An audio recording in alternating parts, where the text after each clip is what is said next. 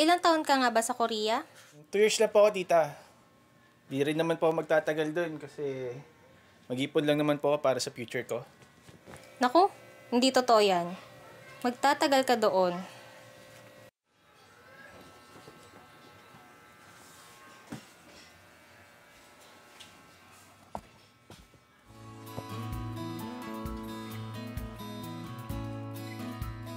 Lumaki sa isang mahirap na pamilya si Ariel kasama ang 3 kapatid.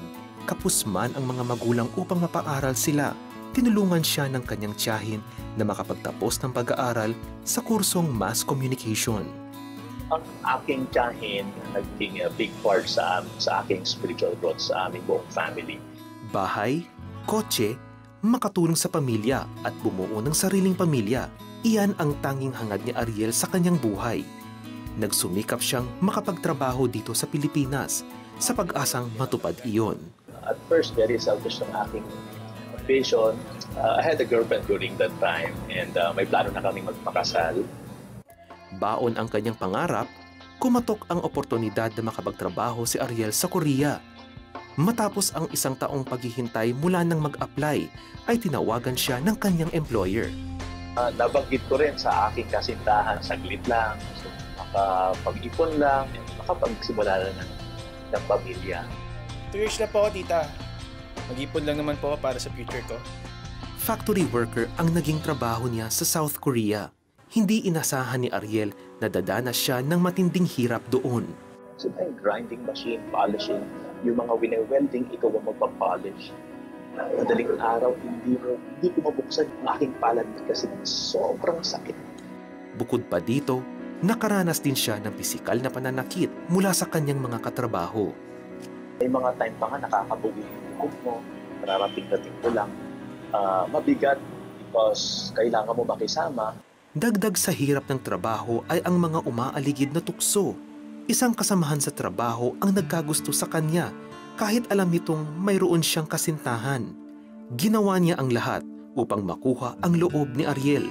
Kapatid lang talaga. Yun, sabi ko sa kanya na ako'y may girlfriend na, magkikita, tutujuhin. Ganyan, bakla ka naman. Ganyan, nagkamali ako and meron sa aming nangyari babae. Alam ni Ariel na isang pagkakamali ang kanyang nagawa. Nalaman ito ng kanyang kasintahan at sila'y nagkahiwalay. Napakasakit sa damdamin. So, talagang drained ako spiritually and nag-iiyak ako. Humingi ako ng tulong sa Panginoon. Panginoon, tulungan mo po ako. Alam ni Ariel na ang Diyos lamang ang tanging makakatulong sa kanya. Isang simbahan sa Seoul ang kanyang natagpuan. Na-feel ko yung gutom sa community. And I raised both of my hands. Kumapit ako sa harapan and I cried a lot sa Panginoon. And He's still willing to accept us. Unti-unting lumago sa pananampalataya si Ariel sa tulong na rin ng kanyang kasamahan sa simbahan.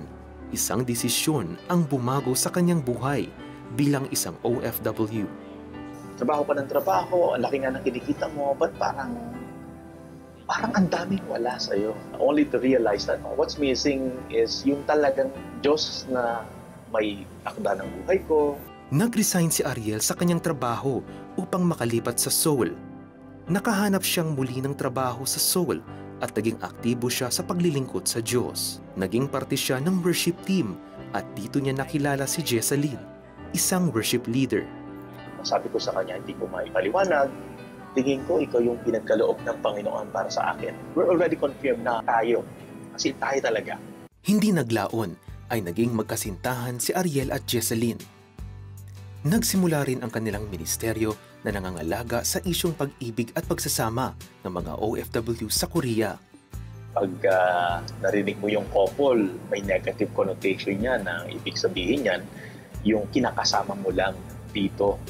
May kapamilya sa Pilipinas, may asawa sa Pilipinas, na realize ko na ang daming nasisirang relasyon sa labas ng bansa. Ikinasal sina Ariel at Jessalyn noong 2010. Lumago rin ang kanilang ministry na tumutulong na maisaayos ang maling relasyon ng mga OFW at simulan ang pagsasamang nakalulugod sa Diyos. Maraming mga relasyon na naayos, na babago. Meron dating nagkahiwalay, na restore yung relationship.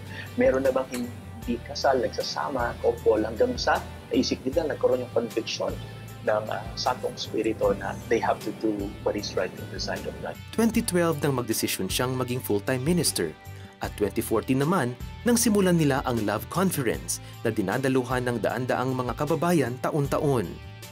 Higit sa lahat, talk about God's love kasi doon tayo matututo sa pag-ibig ng Diyos. Kapag di natin alam yung pag-ibig ng Diyos, hindi tayo matututong umibig ng totoo. Nagkaroon din ng katuparan ang kanyang mga pangarap, lalo pa nga at biniyayaan siya ng Diyos ng isang masayang pamilya. Sa ngayon, ay nakapaglathala din siya ng mga aklat. Isa na rito ang Pabaon, an OFW kit, na naglalaman ng kanyang mga naging karanasan at kung paano maging matagumpay na OFW.